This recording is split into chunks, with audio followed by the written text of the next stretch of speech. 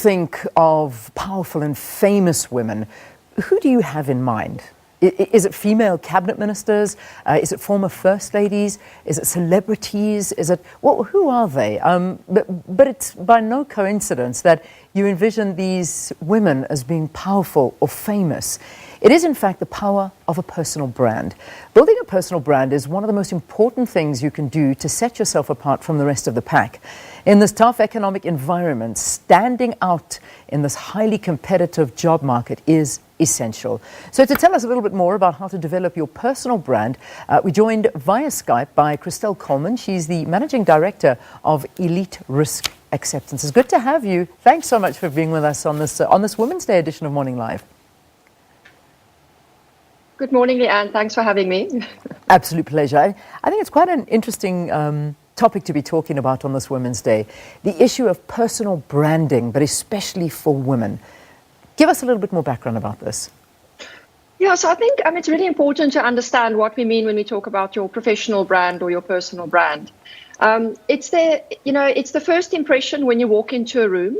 It's the essence that stays behind when you leave. And it's using that and amplifying it on the various social media platforms and traditional media. And by doing that, you add to the value of who you are and what you bring to the table when you perhaps go for a job interview, and bettering your chances to get that job, standing out from the crowd, and negating to some degree the challenges around gender equality in the workplace. Yeah, in some fields, I mean, it does. I suppose it differs in different fields that you go into. I mean, let's take, for example, someone like an engineer or law or commerce. Women are told not to really stand up, but rather to just be seen as one of the guys. I know it is changing, but how do young women entering the workplace negotiate her place and personal brand in these kind of fields? Leanne, this is such a challenging discussion to have each year because, some people say, why do we even have Women's Day?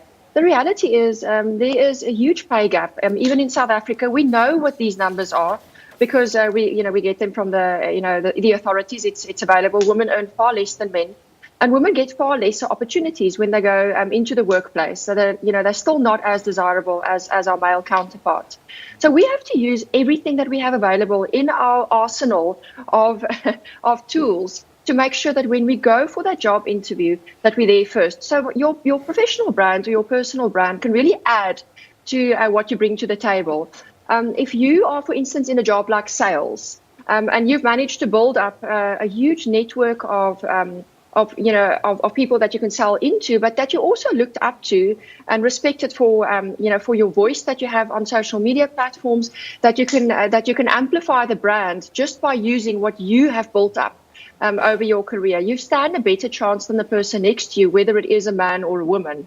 But of course, it's also fraught with challenges.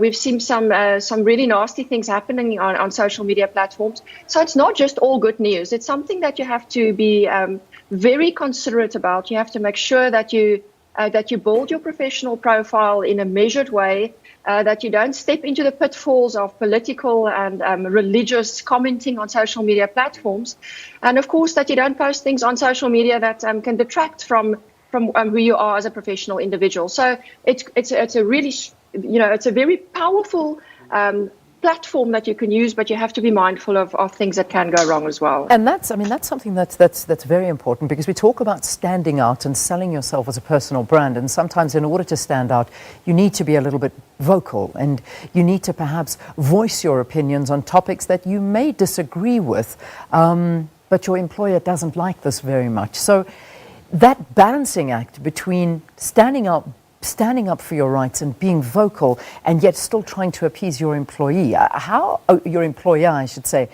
This is a very difficult balancing act, one in this day and age. Well, I think it's difficult if you if your focus is to build a professional brand with regards to your career and furthering your career. You set down the rules, and often the rules are don't get involved in political skirmishes. Don't, have very strong views on religion. Stay away from those things that are very controversial. Unless, of course, you are a political analyst or a journalist like yourself, then it makes sense for you to comment on these things. But if you work in insurance like me, maybe not so much. And sometimes I want to get involved, but I stay away because it won't add anything to my professional profile. It's important that you do use your platform to amplify your voice and your causes. So if you are someone, for instance, who are very like myself, who've got a great interest in women's rights, in equality in the workplace, I'm not scared to talk about this because I believe it says something about me as an individual, and that adds to what I present back to my client base, but also to my workplace. Yes, you have to be very careful. It can be a nightmare. You do, and something that I need to address, and especially, on a public holiday, and hopefully we have a good couple of young ladies and young guys that are watching us this morning. The issue of building that brand. When we talk about this personal brand, when do we start building it? And I think where I'm going to with this is you have to be very, very careful from a young age what you put out there, because this remains a part of your brand and out in the World Wide Web for always. And the reality is that when you're looking for a job or you're looking to be taken seriously in something you may have done when you were very, very young can haunt you for the rest of your life. Well, absolutely. Social media is a public platform. It is always out there. Even if you delete your account, someone could have taken a screen grab and keep that evidence. We must remember that WhatsApp groups is also seen as a social media platform. So, if you're bad-mouthing your boss, or you've got, images of you doing something terrible after hours, these things really can come back. And nowadays in the workplace, one of the first things we do is we go and check out your social media profile. Yeah. And if it's good, great for you, because it will help you get the job. It actually happened to me. I managed to get a fantastic job because of my professional profile, but it can work in the opposite direction so easily, and more and often than not, it does. So make sure that you cultivate what you put out there from the word go. I actually feel very sorry for the youth, because it is you do irresponsible things, you do. That happens, and we all did them. The reality is that people weren't taking pictures and posting the things we were doing when we were young and irresponsible. And this is something that I think the youth need to be aware of, is the fact that everything you do and post is held against you when you're looking for a job, and that it's stuck to your personal brand. I want to move to another issue about our unemployment rate.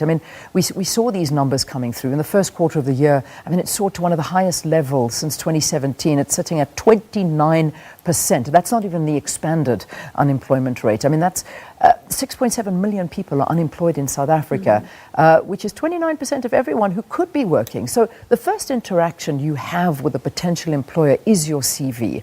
How do you go about tailoring this for your personal brand? Well, I think your CV is sort of a written reflection of your professional brand. It is your experience. It's what you've managed to put together over the years. So that CV is incredibly important. And I think the youngsters don't realize, they have to reach out to people to help them to write their CVs properly. Keep it to 1 or 2 pages.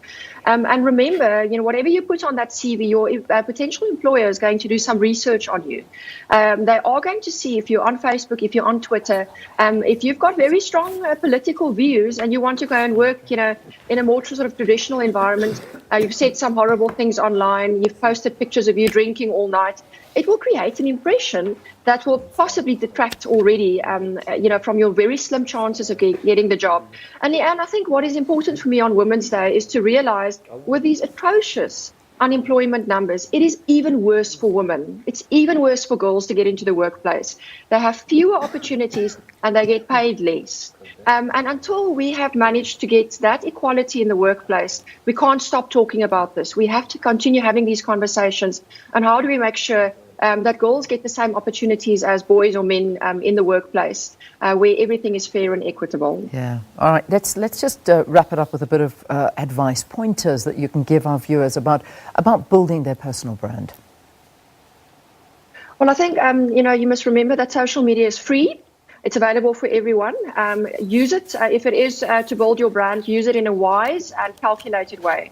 LinkedIn is a fantastic platform to get onto. Open up your platform, spend time to get it right.